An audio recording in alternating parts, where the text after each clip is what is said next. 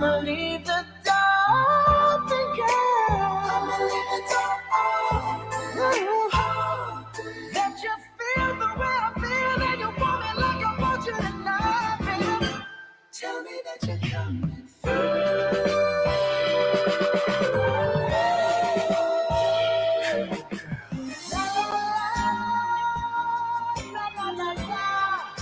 I need you, baby. La la la, la la la.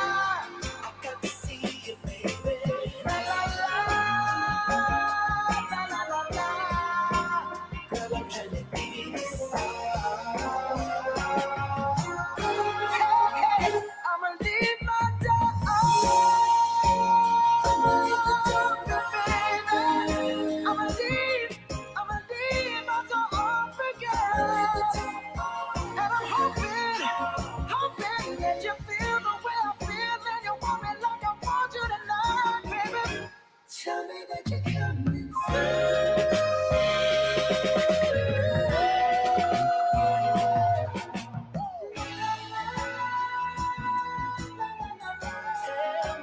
Tell me that you're coming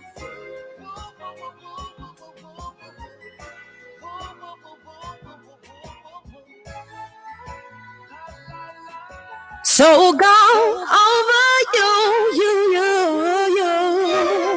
Yeah. You wanna go? Simply of me. Devoted so much time to find you unfaithful boy. I nearly lost my mind. Drive past your house every night in an unmarked car.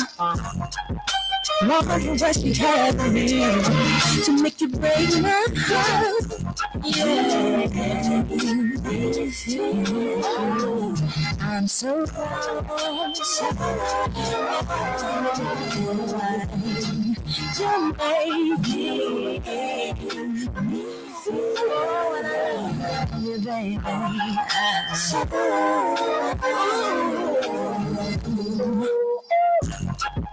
Nights I couldn't sleep. You let the sun reach you on. I ask myself over again, what am I doing wrong? See the make you stay out all night and nothing to call. What does she have over me to make it nothing to call?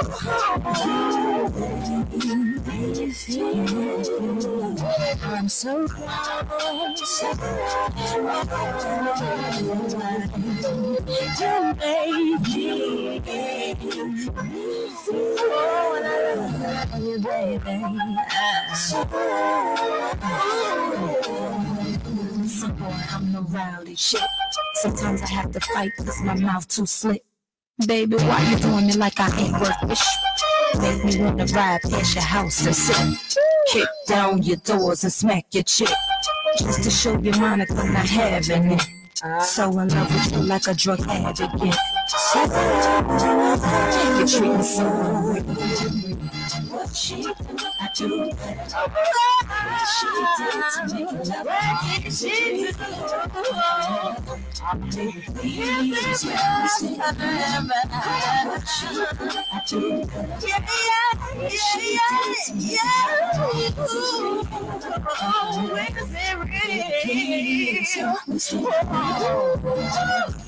Oh, when I love you, baby. Oh, when I love you, baby.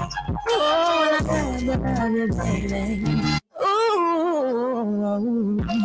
oh, when I love you, baby. Oh, when I love you, baby.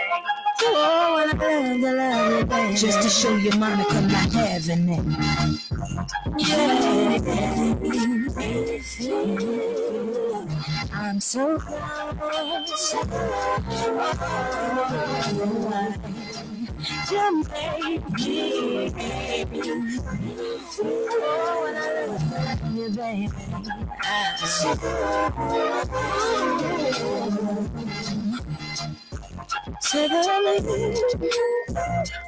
I don't really need you. Southern Soul at its best is on 92.1 Smooth R&B.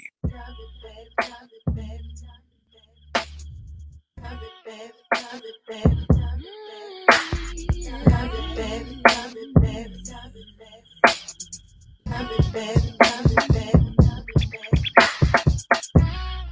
you don't know what you do to me. Between me and you, I feel a chemistry. I won't let no one come and take your place. Cause the love you give, it can't be replaced. See, no one else, let me let you do. That's why I don't mind to spend my life with you. I wanna please you in any way I can. I wanna share my world, don't you understand? Your love is a one in a million. It goes on and on and on. You give me good all day long. Your love is a one in a million. It goes on and on and on. You give me a really good feeling all day long. Turn me inside out, make my heart beat. Need no one else, you're all I need. Personality, everything you do makes me love everything about you. Your smile, your style is so fly, I can't deny. I got a crush on you, and that's true indeed. And I'm digging you, you make me believe that your love is a one in a million. It goes on and on. You give me a really good feeling. Oh yeah, all day long. Your love is a one in a million. It goes on and on. You give me a really all day long. I'll give you Test 1 2. anything you want from me. Test 1 2 1 2 1 2. Anything you so desire. Test 1 2 3 4 5 6 7 8 9 10. 1 2 3 4 5 6 7 8 9 10. I don't hear myself, but if you do, you hear me? 1 2 3 4 5 6 7 8 9 10. 1 2 1 2 1 2 1 2. Now I can hear but I can't hear myself. Testing one. We're testing. I can hear a little bit. Testing 1 2 1 2 1 2. Okay. I can kind of hear a little bit. Testing 1 2 1 2 1 2 1 2 1 2 1 2 1 2. What time? Testing 1 2 1 2 1 2. What time? Yeah. Okay. Testing 1 2. Okay. What time? Okay.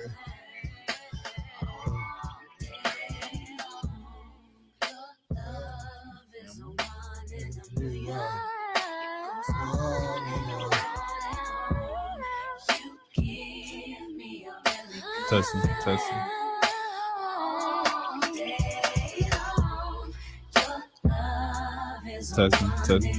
Oh, yeah. Test the 1 2 1 2 1 2.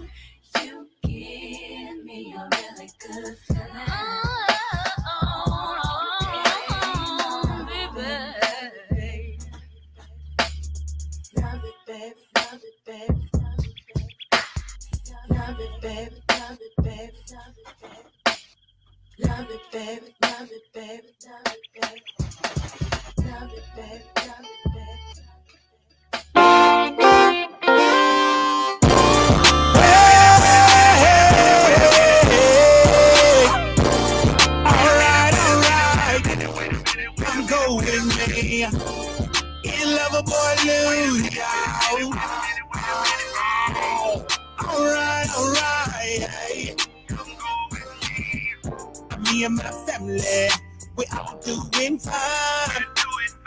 We get our weekend and we lose our minds. We pull out them grills and get our groove on. Test 1 2 1 2. Now this is song that makes you party Test all 1 day 2 long. 1 2 All 1 2. day long. Test 1 2. All day long. Test 1 2 1 2 1 All day 2. long. Test 1 2 1 2 1 2. Test 1 2 1. All day long. Test 1 2 1 2. All day long. All day long. Test 1 2 1 2. Can y'all feel me? Monday through Sunday. Same Test 1 thing. 2 1 2 1 2. This is what we do. Test 1 2. Chicken, that black eyed peas. Hey, that Test 1 2. cornbread, Test 1 2. grease. All day long. All day long. All day long. All day long. All day long. All day long. All day long. Cold beer. All day long. Pork chops. All day long. Them hog mogs. All day long. Them fried skins, y'all. All day long. All day long. All day long. All day long. All day long. All day long. All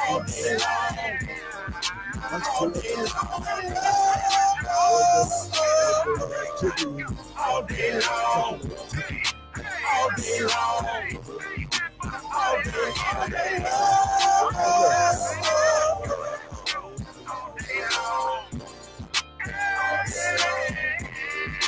All day Lou, I know you're gonna get it right on that grill today. I know you got to connect with them green onions like you always do. Every Friday, every Saturday, every Sunday. Mario, where you at? It's going down in Alabama, baby. It's your boy Side P. B-Roll. What up? all day long. All day long. That Mississippi. All day long. All day long. All day long. All day long. Pieces out there. All day long. All day long.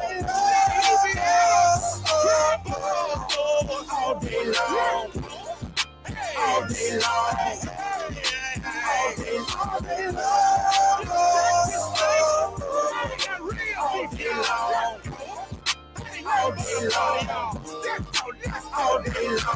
It ain't nothing but a backyard party. You know we do it big right here. Y'all, Waking you let's up go. early and putting you to sleep at night. 92.1 Smooth R&B. Ran into an old friend yesterday. Caught me by surprise when he called my name. He was a familiar face from a chapter in my life.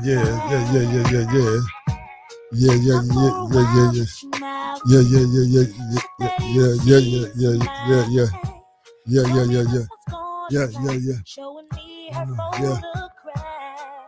Hey. All the feelings that I thought were gone. Also gone. Came rushing back to me. Man's one. Smiling at the way I felt. Welfare. But I was thinking to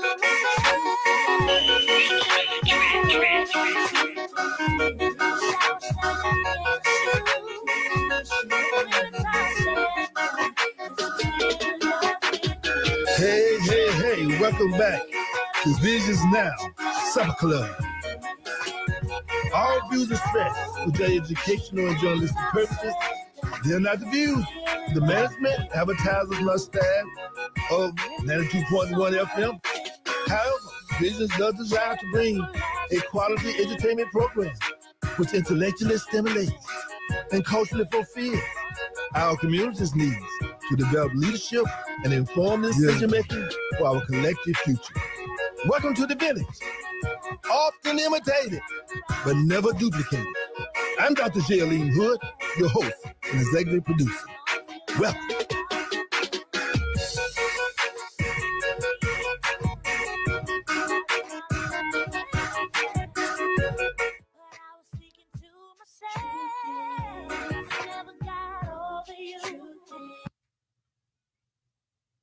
Test 1 2 1 2.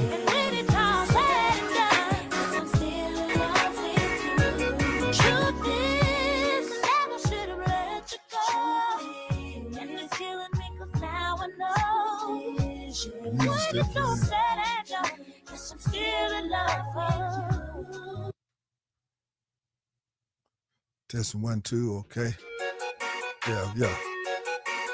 Okay, that's it. No, go back. The music, you push the wrong button on that. Okay. Okay, I can't hear it. Testing 1, 2. Welcome to another session of Visions Now, the Supper Club.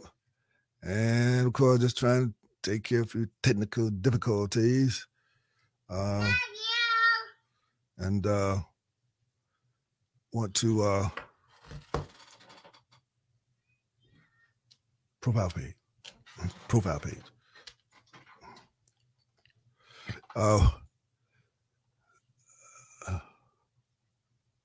Yes, I'd like to welcome you to another session of Visions. Just trying to get you in here. And of course, today we want to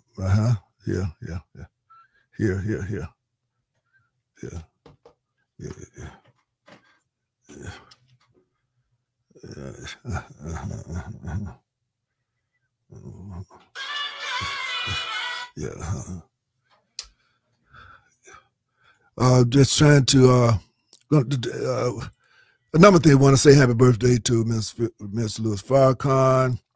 And of course, and we also plan to have with us today, if time permits, Miss Lakeitha Ash, school board candidate for the school board. And she's, as you know, a few weeks ago, we had Miss Pat Frey, and she expressed her platform and what envisioned for the school board. And today we hope to have, at least for some time, Miss Lakeitha Ash.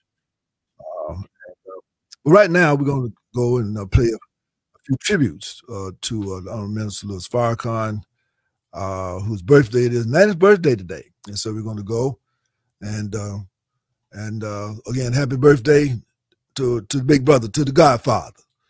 This Visions Now, the Supper Club on 92.1 Smooth R&B.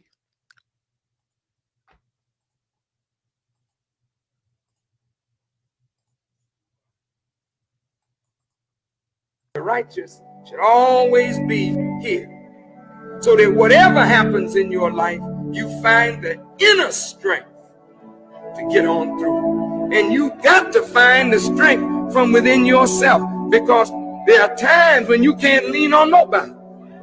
There are times when mom is not going to be there, dad is not going to be there, your best friend is not going to be there. So some connection got to be made with you and your creator direct, that you can go on through it alone, knowing that you're still not alone.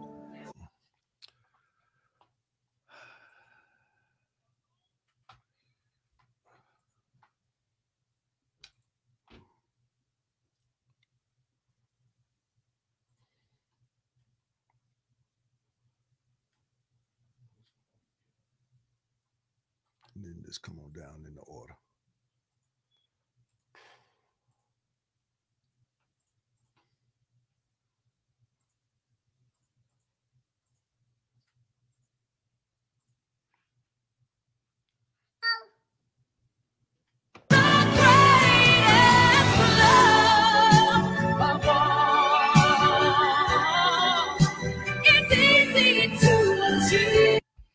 Happy birthday, Mr. Farrakhan. I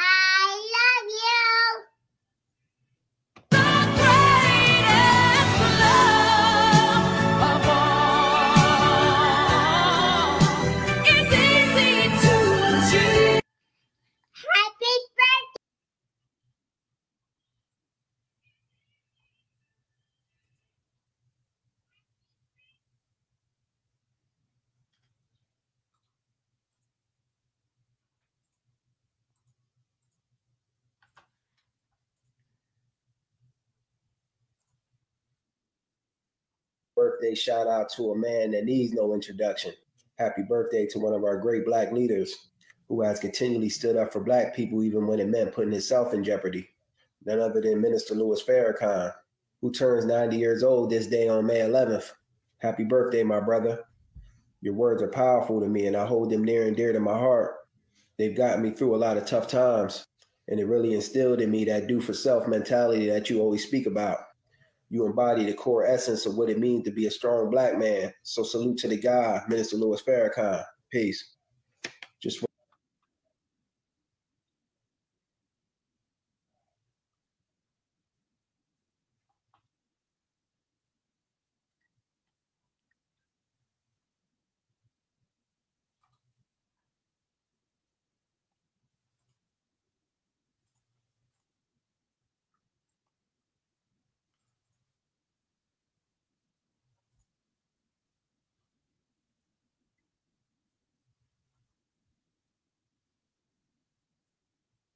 our back is the African Americans.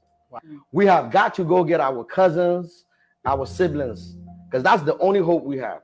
Has China not been to Africa? Yes. Has America not been to Africa? Yeah. Has Europe, Dutch? Has not every nation, every race been to Africa? And what have they done? They have come and they have gone back. Right. Yes. Everything that you do with them, they take back eventually to their nation and prosper their people. The African American has no nation. He has no home. This is his home. That's your only hope for economic viability, which is why it's very important that we grow with the diaspora, because they're the only one that can come here, put money in you, and not take it anywhere. They have nowhere to take it to. How do we become economically free as Africans and Ghanaians? Well, one of the first things is we have to realize that the only people that are going to have our back is the African Americans. Wow. We have got to go get our cousins, our siblings, because that's the only hope we have. Has China not been to Africa? Yes. Has America not been to Africa? Yeah. Has Europe, Dutch? Has not every nation, every race been to Africa? And what have they done? They have come and they have gone back. Right. Yes. Everything that you do with them, they take back eventually to their nation and prosper their people. The African American has no nation. He has no home. This is his home. That's your only hope for economic viability, which is why it's very important that we grow with the diaspora. Because they're the only one that can come here, put money in you, and not take it anywhere. They have nowhere to take it to.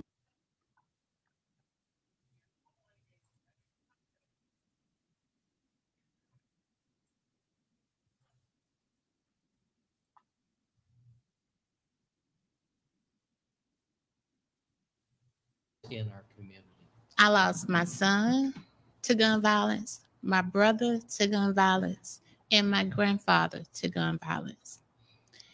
And I became a victim's advocate in 2017 when my brother was killed.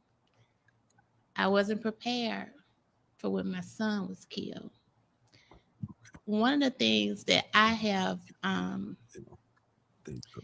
the Stand Your Ground law, it's like they're using that as a free ticket to kill.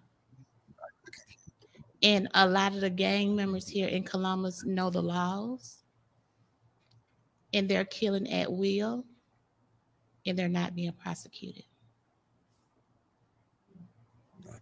So I think we need stricter laws, or they need to do more investigating when a person try to use Stand Your Ground, because the other person is dead. You don't know their stance. You're only going by the stance of the killer. So instead of taking their word at face value, I would love for our detectives to investigate. The next question is for Dr. Hood. Dr. Hood, you have worked with young folks in our community to keep them on the right path. Do you think more support and funding for programs like yours would help curb gang violence? I would say yes, but I have a caveat for that. I think there needs to be more coordination, and it also needs to be more study as to who's most likely to become involved in inappropriate behaviors. Because what I've found is that we have a lot of financial resources, but unfortunately, we don't have the expertise in our political leadership, nor in our governmental leadership. There's no pun to them, because it takes a lot of time and work to become an expert in community violence prevention and intervention. We're critical on law enforcement. We're great. But when it comes to prevention and intervention, the human being, we don't know how to build them and rebuild them and resurrect them, but we know how to lock them up. When you talked about coordination, talk a little bit more about that. Well, let me just be, I told Chuck I was going to be straight, so I'm going to be straight. We have a crime prevention board. Now, my thing from the very beginning, when we first discussed it with Jim Weatherington as the mayor, was that I felt that everybody who got a grant, $5,000, $10,000, $15,000, should be a part of a coalition that will meet monthly to discuss their role in crime prevention. And they will report. From my investigation, there have been multi-million dollars that have been spent in crime prevention, but nobody can tell me what has been done with multi-million dollars, and no city council person, mayor, and anyone else has asked, let's do an investigation to find out what has happened with all this money. Why isn't it resulting in less crime? So my point is, it's not their fault. I come out of academia as well as out of the streets. So I investigate. For example, most of the young people who are doing these crimes, has anyone asked, did they have a father in their life? Had they been locked up before? We're going at a crisis situation when we should be addressing what I call the low-hanging fruit. We have an extensive juvenile probation system that is doing nothing other than you're on probation, nothing changes. And then you have them, and God bless the leadership at the RYDC now. We do have an intervention strategy and a reentry strategy for juveniles that's novel to this community that Project Rebound Inc. is doing. So my point is, it's not about Project Rebound. We need everybody, but they need to know what they're doing. They need to have some expertise, so what they're bringing to the table, so everyone knows their lane, and it should be a regular reporting to make adjustments. As a researcher, you don't just do something and where's the research to back up whatever you're doing? There needs to be some checks and balances. Yes, some checks and balances. Thank you so much. All right, Dr. Sutton, could you talk about the 180-degree program and also how our schools can help curb the violence in the community? Sure. Muskogee County School District hosts an annual event called the 180-degree Student of the Year, designed to support students who are making significant improvements in their academics, their behavior, their attendance, civil behaviors, interpersonal behaviors, and so on. This is a partnership between Muskogee County School District and Leadership Columbus, specifically the 2018 cohort that was birthed probably around 2020. And this was in support of Dr. Lewis, David Lewis's strategic plan, as well as the leadership of our Chief Student Services Officer, Dr. Angela Vickers-Ward. The program itself is designed to recognize one student per school building. So this elementary all the way through high school that have shown exemplary improvements, and they are recognized by their teachers. There's only one student that's voted upon for each building. There's an event that culminates at this time of the year where there is an award ceremony. They're provided with certificates. There is an overall winner for each of those categories, and we celebrate them. It is designed to help students who are on a trajectory for, maybe some at-risk types of behaviors or even involvement in behaviors that might contribute to later problems. It's designed to, really reinvigorate and motivate and re-engage them in more healthy, positive behaviors that are not contributing towards any of the violence that we see in our communities today. In terms of how might that actually support violence in general, we do have a number of supports, intervention supports, prevention that are implemented at each of our schools at varying levels. So we try to make sure we understand the needs of the students at each building, at each level, and make sure that we are partnering with community organizations to continue to provide that support, whether it be mentoring support, providing social emotional learning lessons, providing positive behavior and interventions and supports. So there are a number of things that we are doing as a school district to try to curb some of the concerns that we're seeing in the community. Thank you, Dr. Sutton. Right. Mr. Lawson, this question is for you. You talk to gang members on a regular basis as part of your program. If you could tell us about some of those conversations. Thank you all for having me, first of all. But firstly, I just want to say, I hope that everybody understands that, you know, gangs didn't start off bad. All gangs were community-based and community-oriented. Like Gangster Disciples, they mean growth and development. Crips mean community restoration and progress. Blood meaning brotherly love, override, pressure, and depression. If we're going to curb gang violence, we need to understand what caused it. Why were they even created? They wasn't created as robbers and thieves and killers. These people were created to protect their community. And unfortunately, now we have hybrid fractions of gangs created because they tend to have that same mentality, but it's more close-knitted.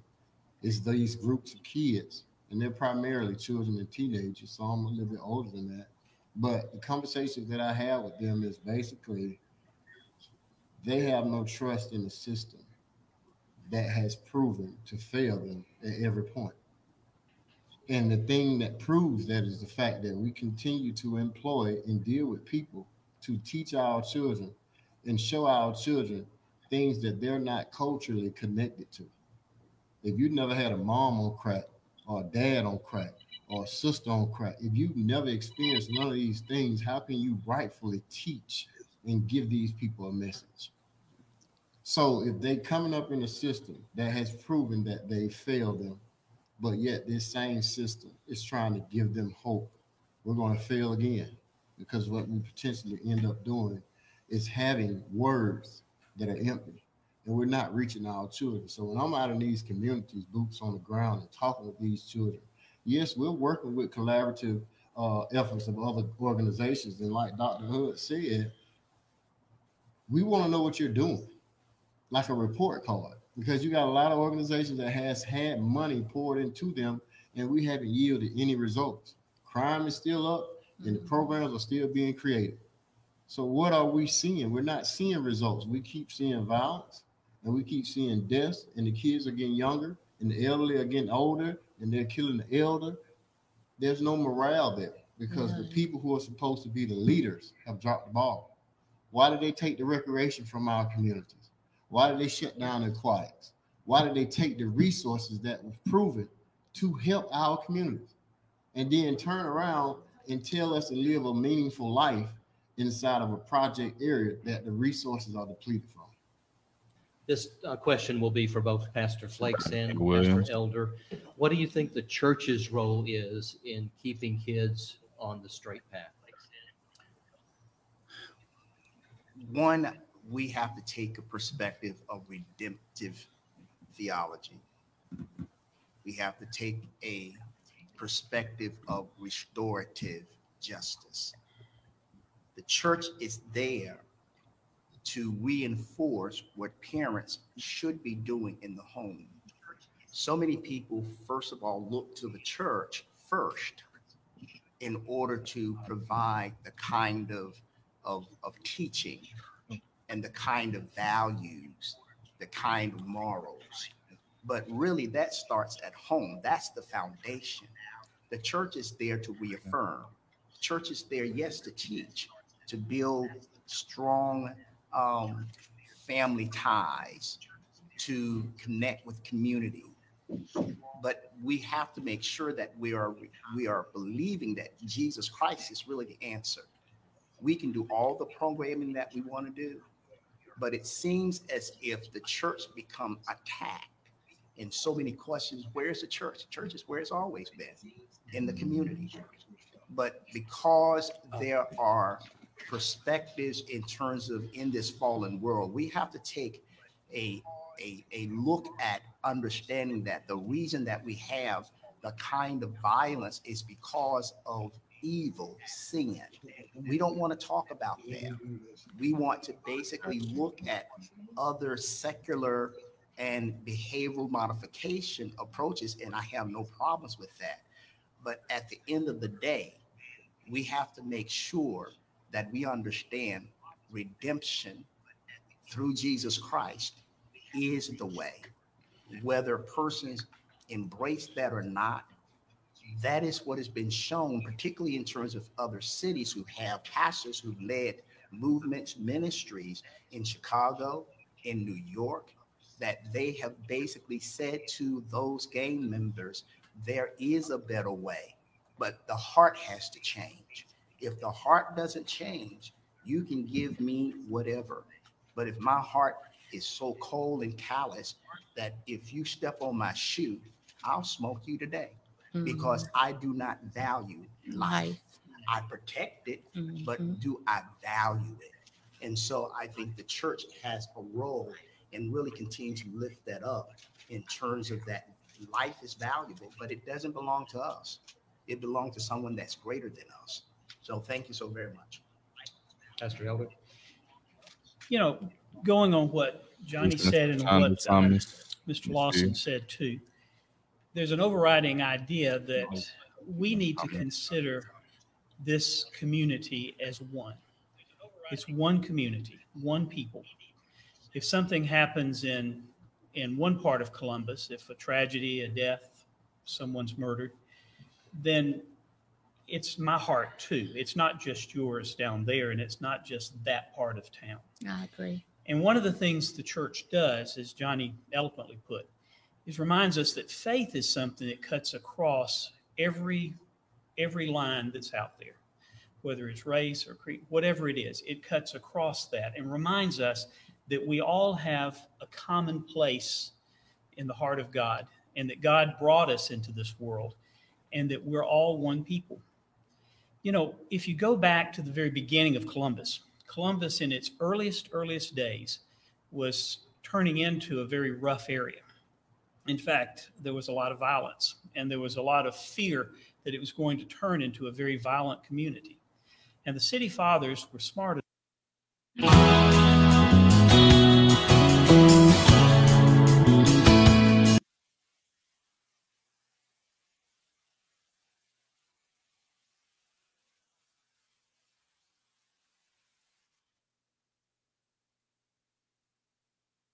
Let's have some straight talk. Are you sick of being trapped in a title pond or just need a loan now? Call 1-800-NEW-RATE. If you're in a title pond trap, we can get you out. Check out some of these features. We save you thousands in interest, we lower your payments, possibly cut in half, and you get up to $1,000 in extra cash. That's $1,000 extra cash, and your first payment is not due for up to 45 days. Call 1-800-NEW-RATE. That's 1-800-NEW-RATE. R-A-T-E. It's fast, it's easy, and you get approved right over the phone, and you get your check today. Do you need a loan? Do you need to pay off that high-interest title pond loan and your first payment not due for 45 days? And you could maybe half the payment of the title pond? Call 1-800-NEW-RATE. That's 1-800-NEW-RATE. R-A-T-E. Did I mention you get up to $1,000 extra cash? That's 1-800-NEW-RATE. Get approved over the phone. Get your check today. That's 1-800-NEW-RATE. R-A-T-E. Did I mention you get up to $1,000 in extra cash? That's 1-800-NEW-RATE. R-A-T-E.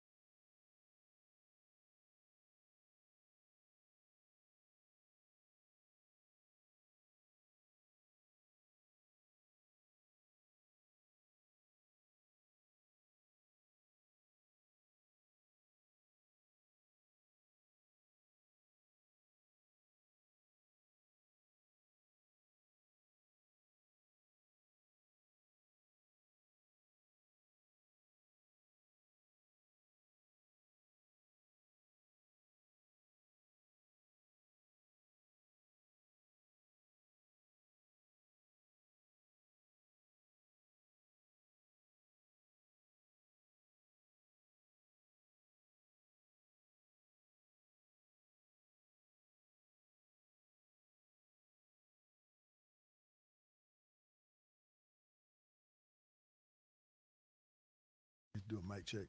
Or you think she's good? Okay. Yeah, you do a mic check for me. Yes, we'll keep Ash.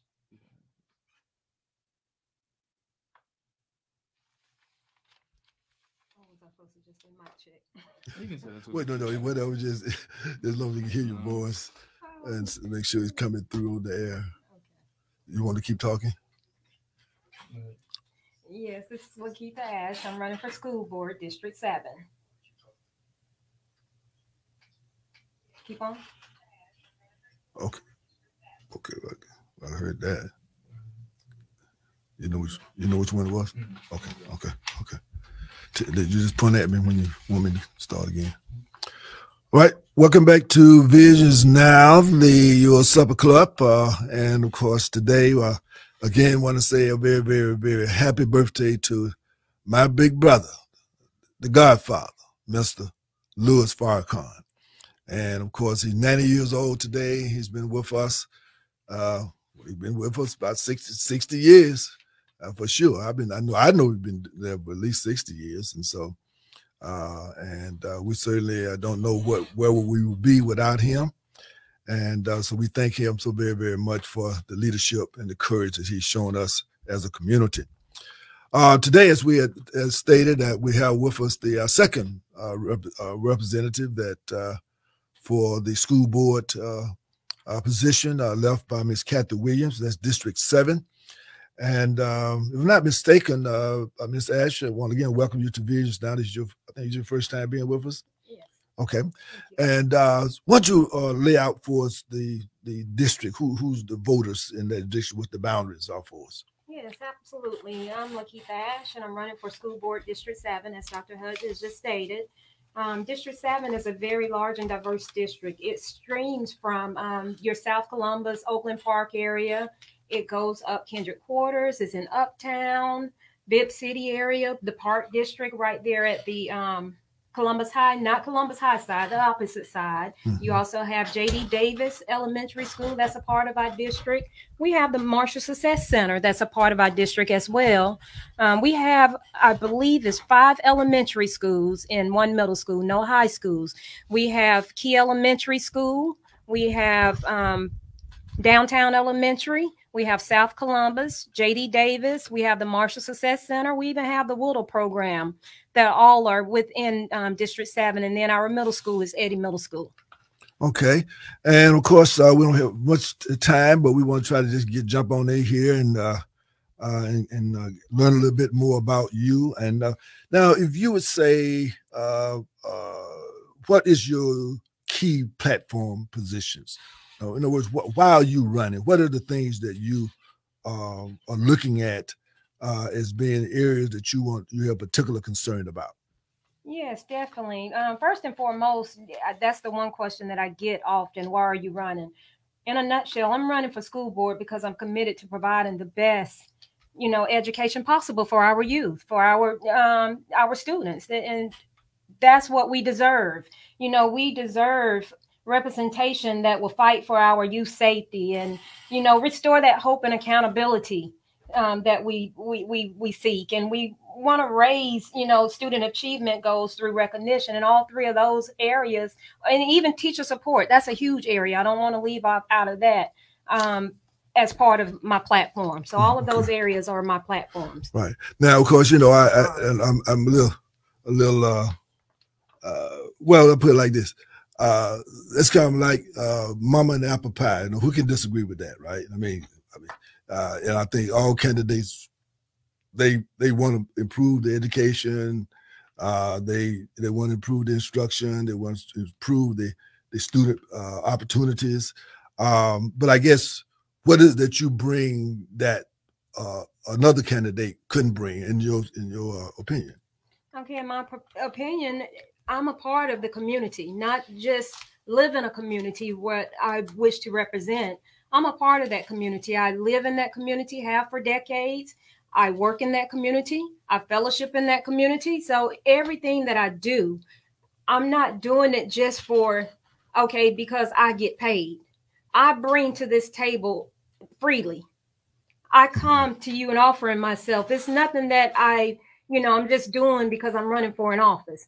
This is things that I do on a daily basis and have been doing for numerous of years now. Okay. Now, if I asked you, okay, let's look at the administration or the present school board. Many times over the years, people have gotten on the school board and they have very good campaign promises, but it seems as if when they get on the school board, it'll be more concerned about becoming a part of the crowd, becoming a part of the group, which means that they go along, they get along. So my first question is, as relate to the school board itself, what would you see? What do you see as being a weakness or a failure of the school board presently in terms of how they operate or how they make decisions or decisions they made that you would be a voice there to oppose?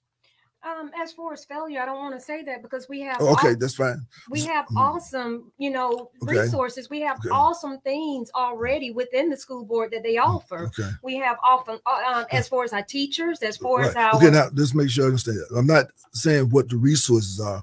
I'm really, I want you to, with the time we have, I want you to point out what is it that, if it's doing fine, then what Lakeitha asked me, like, what is she bringing if everything's going fine? Is there something about the school board in terms of how it operates or the position that is taken or things they have avoided taking that you think that you would be able to highlight? Okay, we have nothing to compare to because there is an open seat. So it's not like, I'm running up against. No. But I know what you're saying. I'm just trying to answer the question in this way. You said, what do I have to offer? Why am I running pretty much? And there again, I'm running on behalf of my community to offer those things as far as that community service, that piece here in my community, number one. Oftentimes you do have many administrators or school board people that don't listen to their community. You go up for these votes, and have you even asked your community what they think about a particular issue? We got a prime example right now. We have an outpouring of this school start and stop time that's going on right now, that's going up for a vote on next Monday. How many times have we had one of our school board come out and said, what do you really think about this school board change or this school time change? That's what I'm going to bring.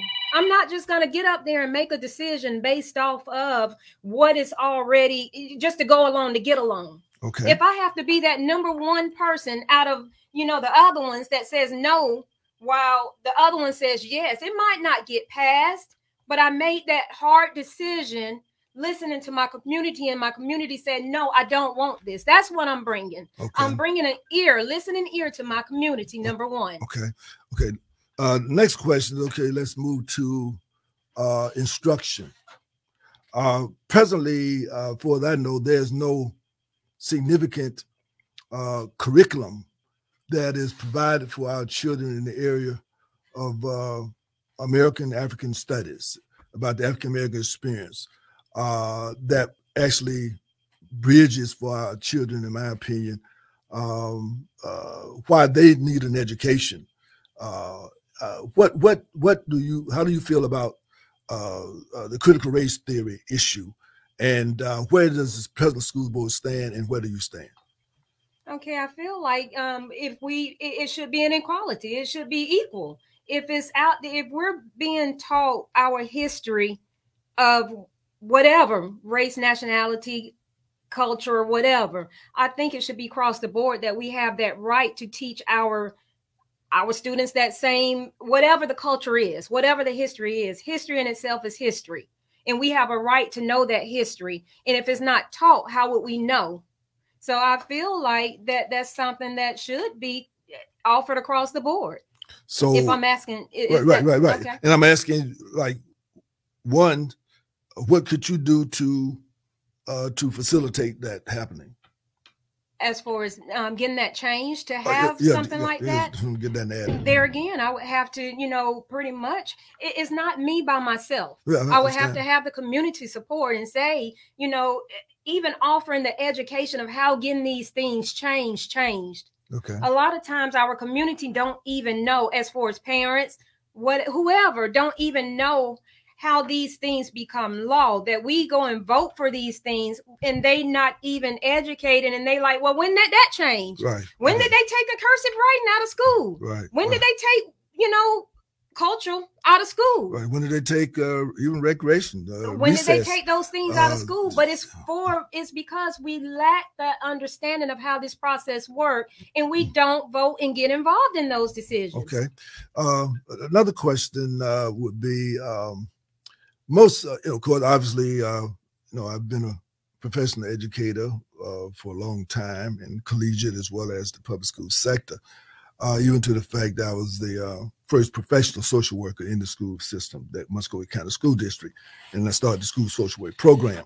I say all that to say that from your, if you have had the opportunity to, what does our student retention look like? Now, what does the dropout look like in the school system as you know it at present, as far as our students concerned, and the suspension rate? There's been some question about discrepancy between, particularly, I guess, black boys and girls in particular, but I know about the boys, but what does that look like? I mean, have you had a chance to look at any data? I actually have a workbook with the different demographics and everything that offers that information with the dropout rates, the high school rate. And actually that rate looks like it gotten better. According to this data that's in this book, it appears that it's gotten better. We're at, I believe it says 92% graduation rate, and the dropout rate has gone down. However, it could be a miscorrelation, because you got to think about it at the same point too. Yes, your graduation rate is going to go up when you have so many being expelled from the schools. So if you have somebody, right? See, and I guess that's the data I really would like to know. I mean, what is that? What the suspension rate? In other words, how many children have gone through the alternative school? Say, for example, I mean, I don't know whether you have that or not in the past year versus other times. In other words, to the alternative school suspension. What does suspension rates look like? As far as you know, I don't have that information, but I'll definitely get that information and relate it to you for the past year. Now, another thing that I have a problem with, and that is that I think that the education of particularly children of color, and let me be more specific, of children of African descent, American African children, they have been put in a situation where they have really been put on a track for training and not education. What I mean by that is that we have all these tablets, and they spend a lot of money on tablets, but no books. What I notice is that when you go to private schools like St. Luke, Brookstone, Pacelli, and even some schools in Columbus and on the other part of town, they have books and they got tablets. Have you looked into it? Are you aware of how this discrepancy is and how our children are being relegated to tablets rather than books? And the other thing about it is that, and as a result of that, children are not doing homework. In my day, that was one of the major parts of my educational experience, was having homework. You got homework. Well, you got schoolwork. Okay, that's fine. But with homework, that's really where you learn that, when you did your homework and you brought it back to school. And today, I don't see that. I don't sense that. Yeah, and it goes back to, you say, okay, we're cutting a lot out of schools. We're cutting out that history. We're cutting out those important things that we that we had. So if you're cutting a lot of those things out, no, you're not going to have a lot of homework, because you're not doing a lot of work in school or out of school. And they don't have the books to do it. That's the other thing about it. I guess books, that's what I'm saying. You know, even with books, I love a book. I love a good read. I love, however, I can see as far as progressing, when you have, a generation like the one that we're actually living in, they're doing tablets. So why not going to tablets and making it interesting for them? I look back, and this is something we might not agree on. Well, we won't. Yeah, because back then I grew up having, 7 books. We had 7 classes. I had the books. That's right. I was able, but just as much as we pay for that one book, I lost a book before. And my parents, it was a summer from, wherever, because I had to work and pay for that $100 book. Right. When you can get a tablet for pretty much that price and put all your courses in this tablet, and they can carry this one tablet around books are on these tablets now. Right, I understand right, what you're right. saying, but we well, got to involve. We can't have our kids walk. Well, see, the part of the problem is that when you go into higher education, when you go to any education, it's a different experience. One is that I learned responsibility to take them. And sometimes you're gonna lose the books, but they're losing tablets too. Tablets getting stolen. My books didn't get stolen too often. People steal the books too much. But my point of it is that it's a different read when you're reading a book than a tablet. And also when you go to college, if you don't have a foundation of literature, for example, we spend a lot of time in the library. Where it is now, why should children even go to the library? Why should they learn how to read other books and things of that sort? Because the tablet is limited. But when you have books, you're not limited because you can find other books yourself. But based upon the tablets, you'll have access to what you place on there. Hood, I have to disagree with that. Okay, that's fine. Because you have so many different resources in this tablet these days. I'm able to go to Kindle and read a book, a full book, highlight the book on my tablet the same way I would get a school book, and even down to higher education. You're having these schools that are going more to an online format that you don't even get a hard copy book anymore. Your book comes in a PDF form. So just like our world is progressing, we have to progress with it. And if that's the way that the world is going right now, we have to be able to offer those. Okay. Am I saying no, we should not have books? We should have what our resources can give us right now. And that's fine. I want to go to another one, but I just want to say this last thing. That is that the only thing those tablets really can do is to guide us to where to find books.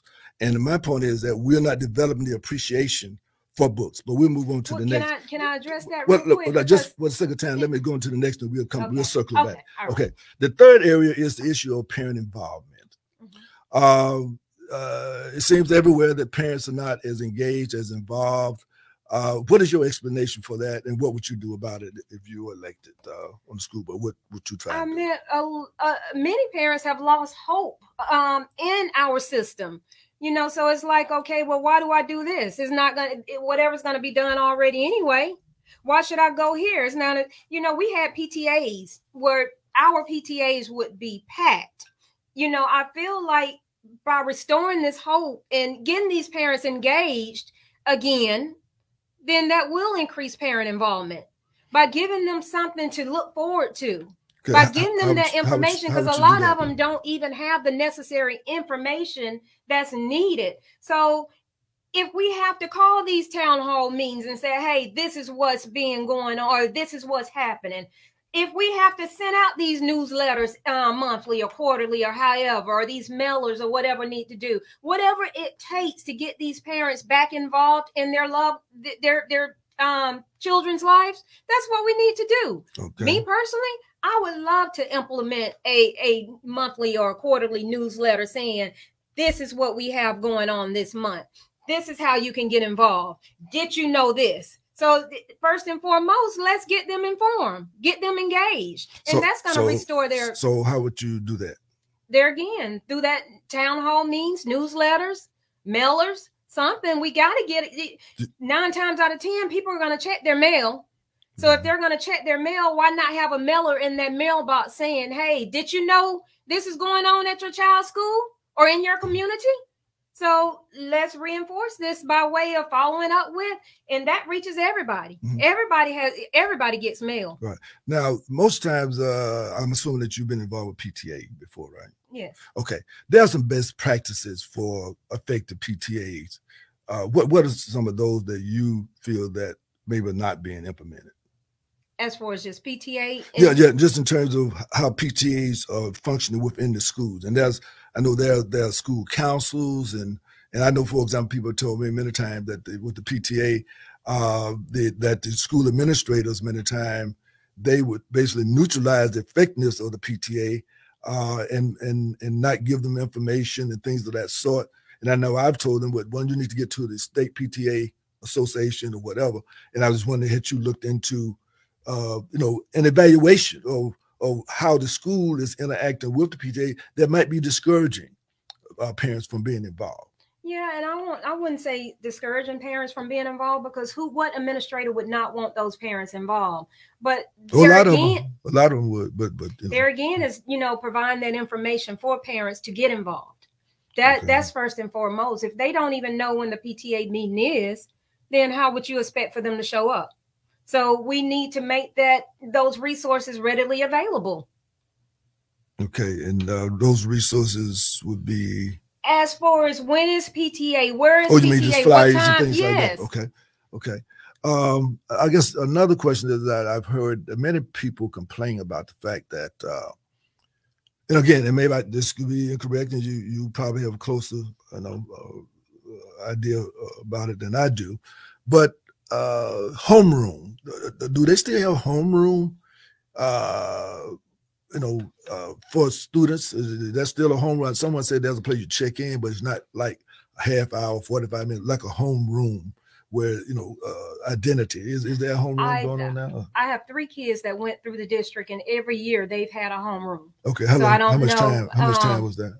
I can't remember if it was like 45 minutes or but they do have a homeroom that they report to. Okay. I have a grandson that's also in the school in the district, and yes, I've met his homeroom teacher, throughout the school. So yes. Okay. So I don't know if anything has changed since the beginning of school last year, but at the beginning of school, August, they've had homeroom, as far as I know. Okay, so they had an effective homeroom experience. Yes. Okay. Now, fine arts in the school. I mean, I know we have color center down here, but in other schools, they're saying that many of the art and the music and things like that. So is that in the schools as well now, or has that been cut out? What? As far as I know, you do have bands. I know for a fact, like, again, I said, I had all 3 of my children educated in the district.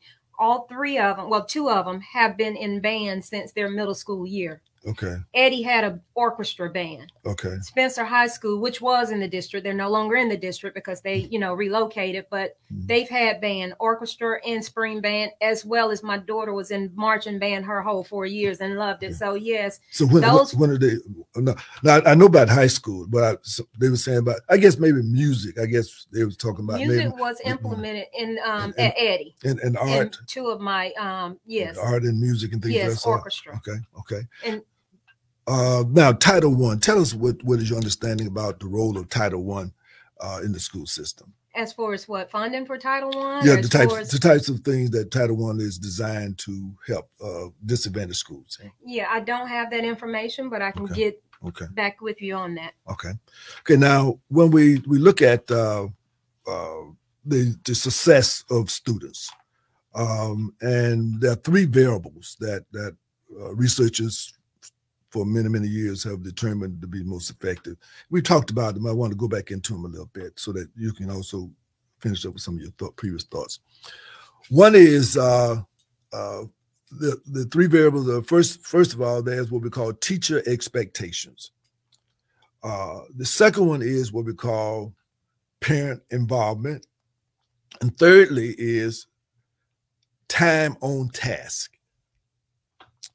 It appears that that I don't know, but the illiteracy rate of our children, and I guess you're saying that the data that you've been reading, that the literacy rate is improving. That's your understanding?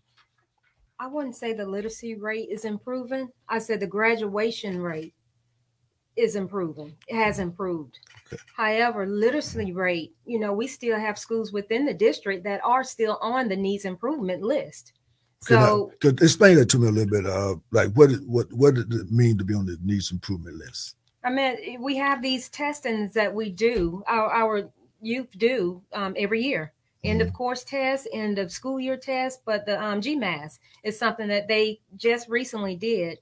And I know our middle school, Eddie, is still on that needs improvement list. You know how many students, how many schools in the district are on the needs improvement? I don't have that data right off. I can pull it up, but for the sake of time, I'll just, but no, I don't have that. But, as far as, I'm sorry, what was your question again, the original question? Well, basically, I'm saying those three variables, Mm-hmm.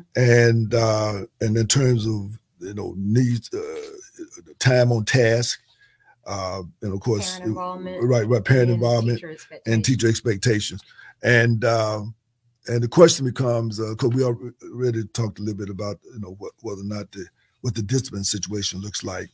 I've also had a problem with the fact that that the school district has been spending, in my opinion, money on having police officers in the schools rather than mentors.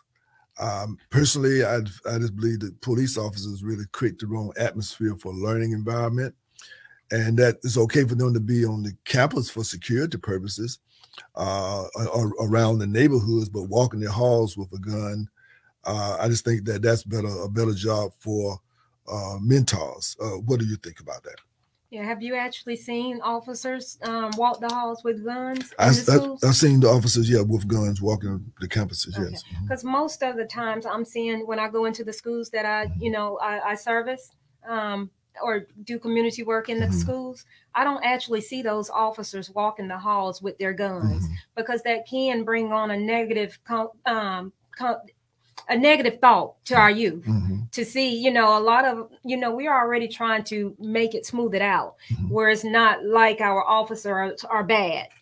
We don't want a school resource officers walking around with the gun. Yes, they intervene when you have those issues when it comes to, our safety and the safety of others. That's what they're there for. I'd also say, hey, yes, even down to parental involvement. Let's get these parents back involved in, our schools. Okay. Go and sit in these classes and see how your kids really act when you not around. Okay. Okay. Okay.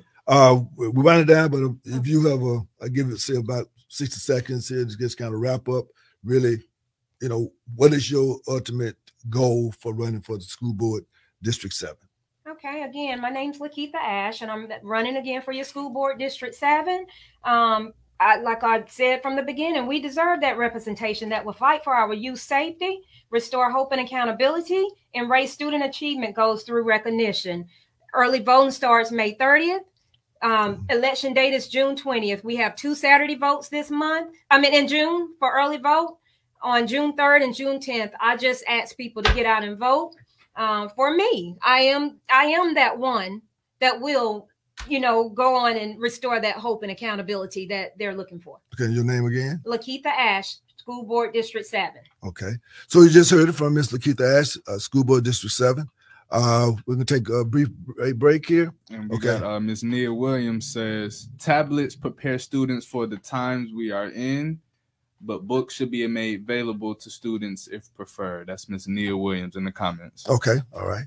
So again, and we appreciate the comments of all us. I think we have a number of people to chiming in, and so we certainly appreciate all of them. And we'll take a little break right here, and we'll thank you for coming out, and good luck on your campaign. And thank you for having me. And of course, we hope that there's all our elected officials have to come up under more and better scrutiny, because we've had some problems with representation of what the people's interests are. And so therefore, for you to put yourself out as a candidate, we certainly appreciate the fact that it takes time and energy and resources. So we appreciate you doing that, and good luck on your campaign. All righty. Thank you so much. Did you put the website information out there, or can I give that information? Yeah, you can give it out. Okay. Yes. Again, my name's Lakeitha Ash. You can visit my webpage at Vote for Ash. That's VOTE, the number 4 ASHE.com. And that gives you the opportunity to learn more about Lakeitha and also to make donations right there from the site. All right. Good luck. All right. Have a blessed day. All right. Bye-bye. Well. Well, you just heard from Miss Lakeitha Ash, and she's a candidate for District 7. And her platform is pretty clear in terms of what her target issues are and her concerns. And so now you have a clear choice as to who you want to support in the upcoming school board election that's going to have Ms. Ash and Ms. Frey, who will be competing for that position that Ms. Kathy Williams held previously. So again, also, I want to share a little thought of the day, if I can find it before we go. And it's called Good Times. Life is a circle of happiness, sadness, hard times, and good times.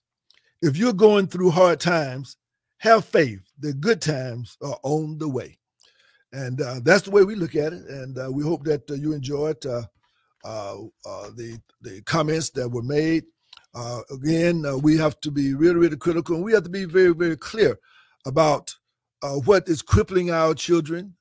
And we can't follow every trend, because it's a new trend don't mean that it's good. I mean, fast foods, hamburgers and McDonald's and Burger King, that's a trend, drive-thrus.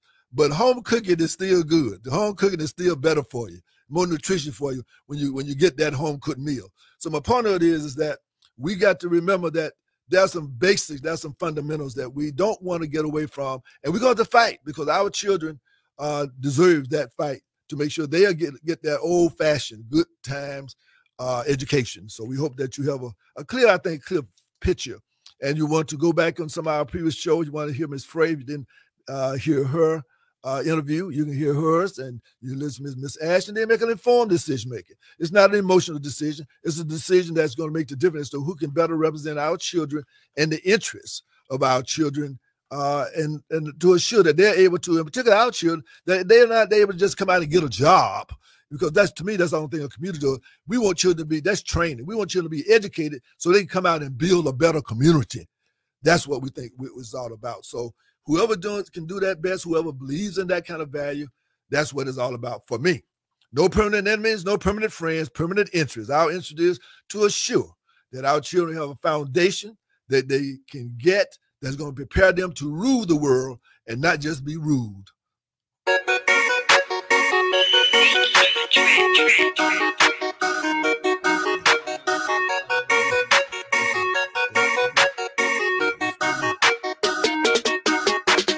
Well, supper time is over for today. We're going to close up the village. Thank you for listening. Invite your friends to join in our weekly meal, supper time. Let's build that spirit of Harambe. Organize, organize, organize. Educate, educate, educate. Pamoja, Tutashinda, Uhuru Sasa, Watu Wazuri. Peace, soul, love, with a little sprinkle of power. Good night.